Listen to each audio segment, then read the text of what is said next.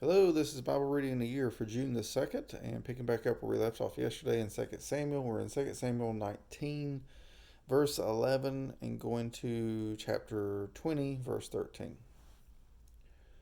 Then King David sent to Zadok and Abiathar the priest, saying, Speak to the elders of Judah, saying, Why are you the last to bring the king back to his house, since the word of all Israel has come to the king, even to this house? You are my brothers, you are my bone and my flesh. Why then should you be the last to bring back the king? Say to Amasa, Are you not my bone and my flesh? May God do so to me, and more also, if you will not be commander of the army before me continually in the place of Joab. Thus he turned the hearts of all the men of Judah as one man, so that they sent word to the king, saying, Return, you and all your servants. The king then returned and came as far as the Jordan.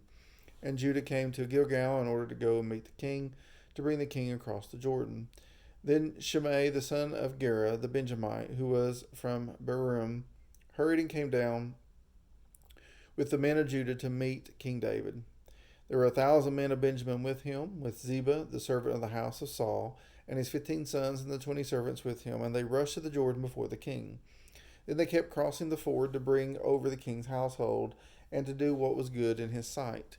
And Shimei the son of Gera fell down before the king as he was about to cross the Jordan. So he said to the king, Let not my lord consider me guilty, nor remember what your servant did wrong on the day when my lord the king came out from Jerusalem, so that the king would take it to heart. For your servant knows that I have sinned. Therefore, behold, I have come today, the first of all the house of Joseph, to go down to meet my lord the king. But Abishai the son of Zeruiah said, Should not Shimei be put to death for this, because he cursed the Lord's anointed? David then said, What have I to do with you, O sons of Zeruiah, that you should this day be an adversary to me? Should any man be put to death in Israel today? For do I not know that I am king over Israel today? The king said to Shimei, You shall not die. Thus the king swore to him. Then Mephibosheth, the son of Saul, came down to meet the king, and he had neither cared for his feet, nor trimmed his mustache, nor washed his clothes, from the day that the king departed until the day he came home in peace. It was when he came from Jerusalem to meet the king that the king said to him, Why did you not go with me, Mephibosheth? So he said, Oh, my lord the king, my servant deceived me, for your servant said, I will saddle a donkey for myself, that I may ride on it and go with the king, because your servant is lame. Moreover, he slandered your servant to my lord the king. But my lord the king is like the angel of God. Therefore, do what is good in your sight. For all my father's household was nothing but dead men before my lord the king. Yet you set your servant among those who ate at your own table. What right do I have yet that I should complain any more to the king? So the king said to him, Why do you still speak of your affairs? I have decided. You and Ziba shall divide the land. Mephibosheth said to the king, Let him even take it all, since my lord the king has come safely to his own house. Now Barzillai the Gileadite had come down from Rogelim, and he went on to the Jordan with the king to escort him over the Jordan. Now Barzillai was very old, being 80 years old, and he had sustained the king while he was stayed at Mahanaim, for he was a very great man. The king said to Barzillai, You cross over with me, and I will sustain you in Jerusalem with me. But Barzillai said to the king, How long have I yet to live, that I should go up to the king to Jerusalem? I am now 80 years old. Can I distinguish between good and bad? Or can your servant taste what I eat or what I drink? Or can I hear any more the voice of singing men and women? What then should your servant be an added burden to my lord the king? Your servant would merely cross over the Jordan with the king. Why should the king compensate me with this reward? Please let your servant return, that I may die in my own city near the grave of my father and my mother. However, here is your servant Chinham. Let him cross over with my lord the king, and do for him what is good in your sight. The king answered, Chinham shall cross over with me, and I will do for him what is good in your sight. Whatever you require me, I will do for you. All the people crossed over the Jordan, and the king crossed too. The king then kissed Barzillai and blessed him, and he returned to his place. Now the king went on to Gilgal, and Chinham went on with him, and all the people of Judah, and also half the people of Israel, accompanied the king. And behold, all the men of Israel came to the king and said to the king, Why had our brothers the men of Judah stole you away, and brought the king and his household and all of David's men with him over the Jordan?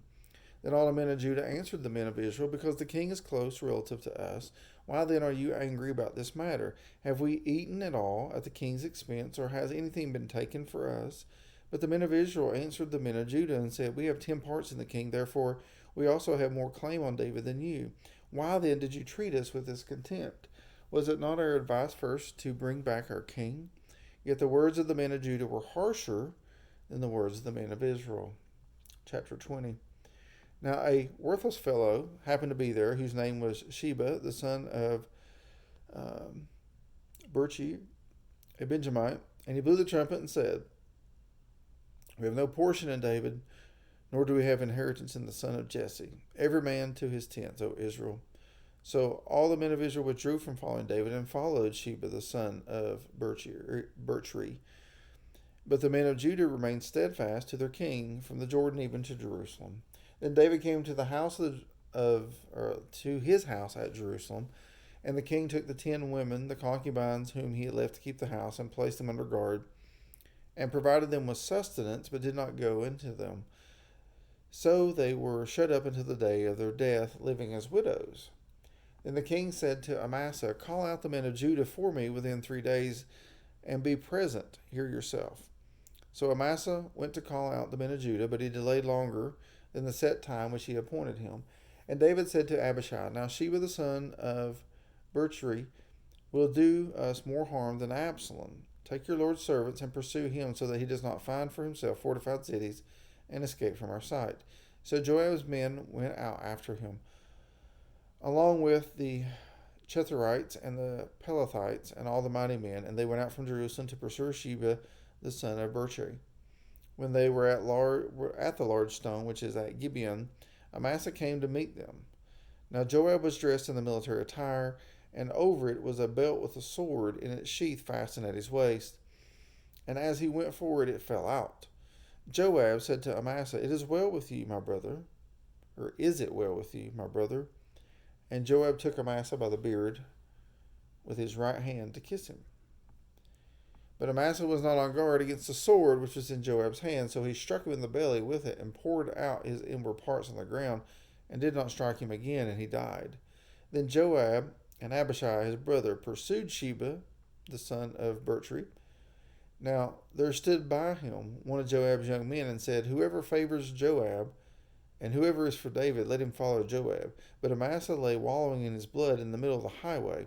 And when the man saw that all the people stood still, he removed Amasa from the highway into the field, and threw a garment over him when he saw that everyone who came by him stood still.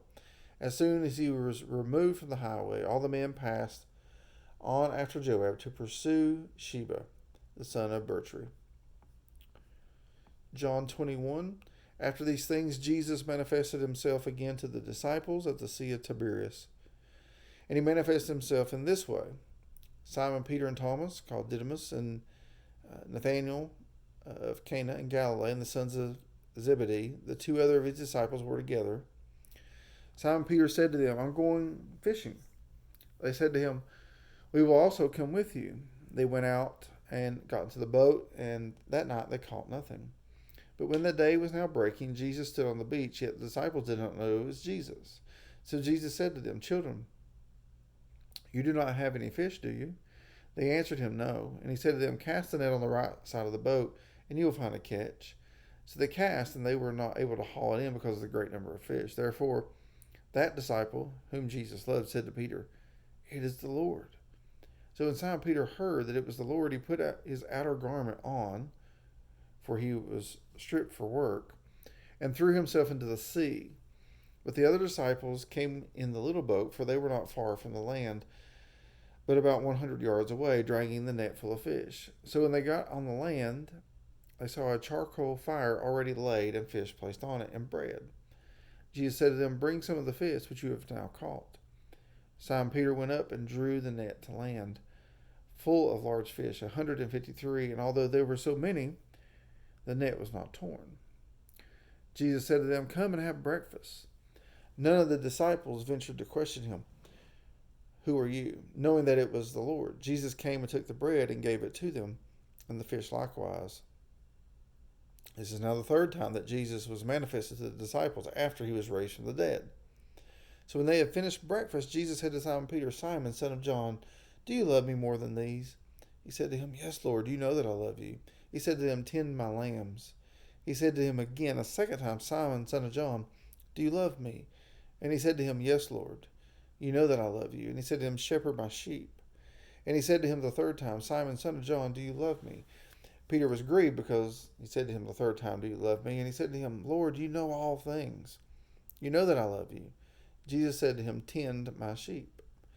Truly, truly, I say to you, when you were younger, you used to gird yourself and walk wherever you wished. But when you grew old, you will stretch out your hands, and someone else will gird you and bring you where you do not wish to go." Now this he said, signifying by what kind of death he would glorify God. And when he had spoken this, he said to him, "Follow me."